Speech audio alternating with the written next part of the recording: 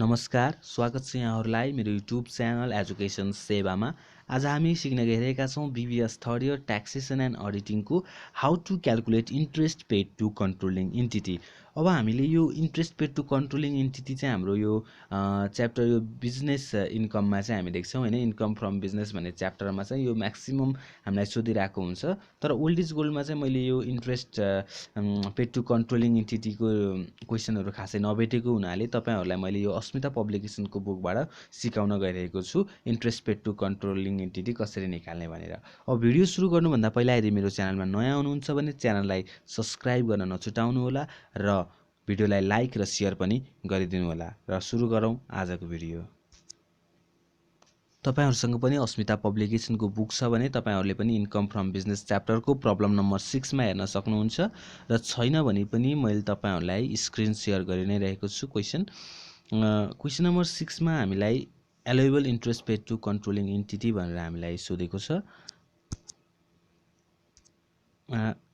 हामीलाई यो क्वेशनले भनेको छ हामीलाई चाहिँ इन्कम र एक्सपेन्डिचरको दिएको छ। सुरुमा हामीलाई ग्रस एसेसेबल इन्कम 24 लाख रुपैयाँ दिएको छ। त्यसपछि इन्ट्रेस्ट इन्कम दिएको छ 4 लाख।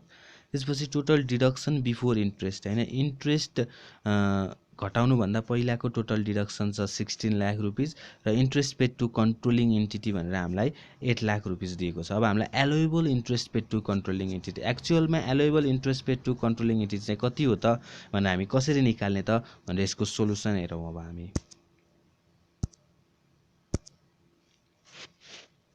सुरुमा हामी पार्टिकुलर र अमाउन्टको एउटा कोलम गराउँछौँ। त्यसपछि हामीलाई अब ग्रस एसेसेबल इन्कम पनि विथआउट इन्ट्रेस्ट हैन एक्सक्लुडिङ इन्ट्रेस्ट चाहिन्छ र टोटल डिडक्सन पनि हामीलाई एक्सक्लुडिङ इन्ट्रेस्ट चाहिन्छ। अब त्यसको लागि सुरुमा हामी ग्रस एसेसेबल इन्कम हामीलाई क्वेशनले दिएको छ 24 लाख। अब हामीलाई चाहिएको छ gross accessible income excluding interest. त्यसको लागि हामीलाई इन्ट्रेस्ट घटाउनु पर्यो त्यसबाट। अब इन्ट्रेस्ट इन्कम कति दिएको छ त 4 लाख रुपैयाँ छ।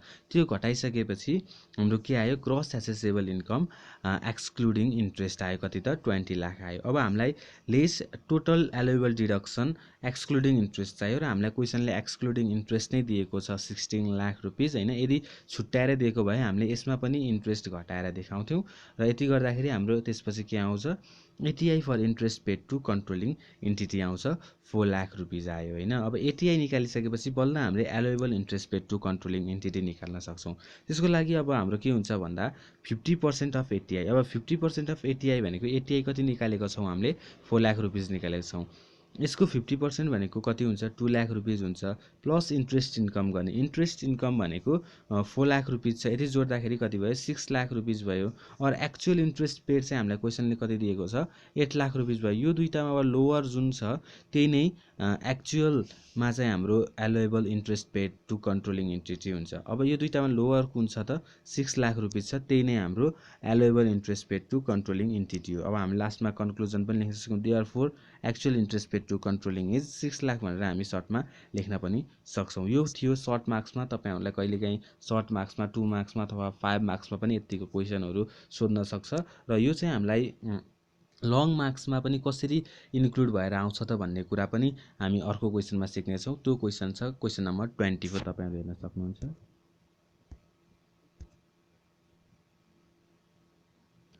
क्वेशन नम्बर 24 मा पनि हामीलाई इन्ट्रेस्ट पेड टु कन्ट्रोलिङ इन्टिटीसँग रिलेटेड नै छ। तपाईहरु पनि आफ्नो बुक छ भने दि अस्मिता पब्लिकेसनको त्यसमा हेर्नु होला क्वेशन। यसमा हामीलाई प्रॉफिट एन्ड लस अकाउन्टको एउटा सिट बनाएर देखाएको छ जसमा एक साइडमा पार्टिकुलर डेबिट र क्रेडिट साइडमा छ रिसिप्ट र पेमेन्ट। सुरुमा हामीलाई सेल्स हैन स्यालेरिज इन्ट्रेस्ट हामीलाई यति दिएको छ र हामी सुरुमा हेर्नुपर्ने हुन्छ एडिसनल इन्फर्मेसन हैन। एडिसनल इन्फर्मेसनमा हामीलाई सुरुमा भनेको छ tax office has accept only 50% of bad डेब्ट एज जेन्युन हैन। ब्याड डेब्ट चाहिँ 50% मात्र जेन्युन हो अरे हैन। अब भन्छ 50% मात्रै इन्क्लुड गर्नुपर्ने हुन्छ। Interest was paid to controlling entity जुन चाहिँ हामीलाई यहाँ इन्ट्रेस्ट भनेर 60,000 दिएको छ त्यो चाहिँ interest paid to controlling entity हो अरे। भनिसकेपछि अब यहाँ आइ नै सक्यो कुरा interest paid to controlling entity. अब हामीले allowable interest paid to controlling entity देखाउनु पर्ने हुन्छ। यो इन्ट्रेस्ट हामीले इन्क्लुड गर्न पाइँदैन।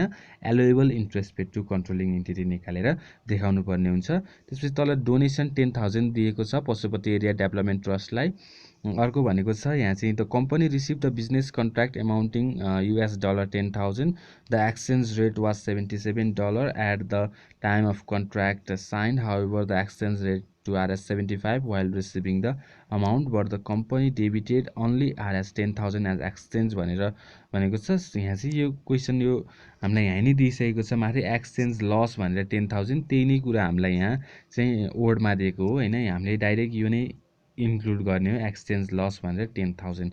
त्यसपछि हामीलाई एसेसेबल इन्कम, ट्याक्सेबल इन्कम र ट्याक्स लायबिलिटी निकाल्न सोधेको छ। अरू कुराहरू त तपाईँहरूलाई आइ नै हाल्छ।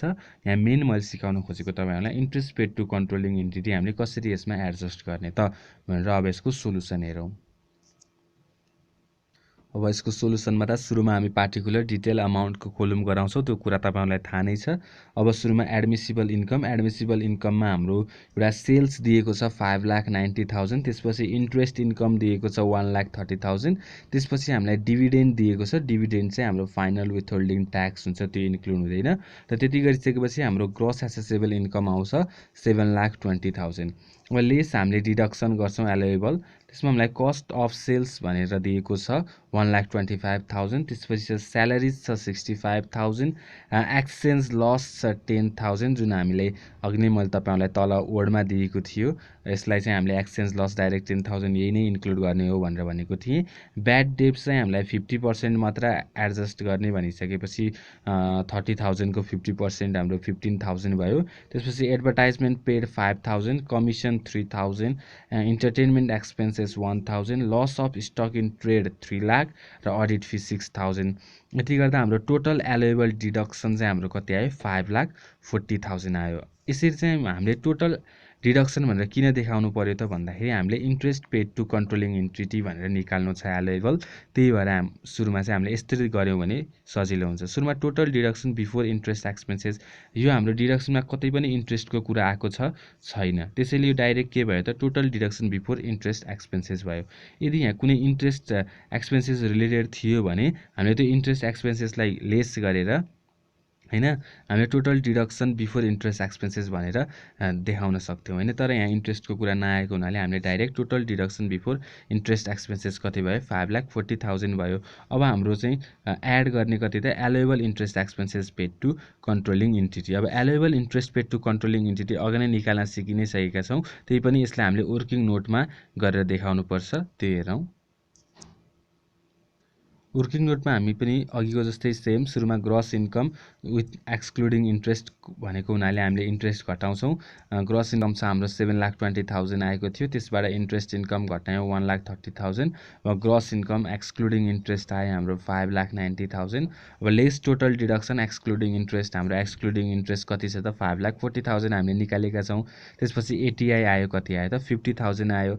अब हामीले allowable interest paid to controlling entity कसरी निकाल्ने 50% अफ एटिआई भनेको 50,000 भएको 50% कति भयो 25,000 प्लस इन्ट्रेस्ट इन्कम कति हो त 1,30,000 हो, गर्दा टोटल कति आयो 1,55,000। र actual interest paid to controlling entity क्वेसनले कति दिएको छ 60,000 दिएको छ। अब विच एभर इज लोअर, कुन लोअर छ 60,000 भयो, त्यही नै हाम्रो के हुन्छ त allowable interest paid to controlling entity कति भयो 60,000 भयो। त्यसरी नै निकाल्ने हो, यति नै तरिका हो हाम्रो। र हामीले त्यही allowable interest paid to controlling एन्टिटीलाई एड गऱ्यौँ र हाम्रो टोटल डिडक्सन कति भयो 6 लाख भयो। अब त्यसलाई हामीले घटाइसकेपछि ग्रस इन्कमबाट एसेसेबल इन्कम फ्रम बिजनेस आयो। अब लेस एलोएबल रिडक्सन गर्छौँ ट्याक्सेबल इन्कम निकाल्नको लागि। हामीलाई डोनेसन दिएको छ पिएडिटी भनेको पशुपति एरिया डेभलपमेन्ट ट्रस्ट, हामीले चाहिँ त्यसलाई प्री एप्रुभल भनेर एज्युम गऱ्यौँ होइन। प्री एप्रुभल एज्युम नगर्ने भने चाहिँ हाम्रो एलोएबल डोनेसन निकाल्दा 5% अफ एटिआई हरू गर्नुपर्छ भने प्री एप्रुभल मान्दा हामी के गर्न पाइन्छ त डाइरेक्ट 10% अफ एसेसेबल इन्कम भनेको 1,20,000 को 10% 60,000 र एक्चुअल भयो हामीलाई क्वेसनले दिएको डोनेसन 10,000 र maximum 10 lakh which ever is lower त हाम्रो 10,000 लोअर भयो, हामी त्यसलाई डिडक्ट गर्न पायौँ 10,000 र हाम्रो ट्याक्सेबल इन्कम कति आयो 1,10,000 किनकि अरू हामीलाई एलोएबल रिडक्सन पनि छैन र ट्याक्सेबल इन्कम बिफोर एक्जिम्सनमा हामीलाई एक्जिम्सन अमाउन्ट पनि हामीलाई केही दिएको छैन, त्यसैले यो डाइरेक्ट ट्याक्सेबल इन्कम के भयो 1,10,000। र यो क्वेसनको टपिक पढ्नुभयो भने यो क्वेसन चाहिँ कम्पनीको हो, कम्पनीसँग रिलेटेड हुँदाखेरि चाहिँ हामी ट्याक्स लायबिलिटी कम्पनीसँग रिलेटेड भनेको कति हुन्छ ट्याक्स रेट 25% हुन्छ। त्यही भएर ट्याक्सेबल इन्कम 1,10,000 को 25% 1% भनेको 27,500 हाम्रो के भयो त ट्याक्स लायबिलिटी हो। अरू कुरा त हामीलाई सबै थाहा नै थियो। हामीले यहाँ मेन कुरा सिकेको भनेको interest paid to controlling entity हामी कसरी एडजस्ट गर्ने लङ क्वेसनमा आउँदाखेरि र सर्टमा आउँदाखेरि कसरी गर्ने भनेर हामीले दुईटै कुरा सिकिसकेका छौँ। यदि केही कन्फ्युजनहरू तपाईँहरूलाई छ भने मलाई कमेन्टमा सोध्न सक्नुहुन्छ र अरू केही क्वेसनमा तपाईँहरूलाई प्रब्लम छ भने पनि मलाई तपाईँहरू सोध्न सक्नुहुन्छ। आजको लागि यति नै। अब हामी नेक्स्ट भिडियोमा भेट हुनेछौँ।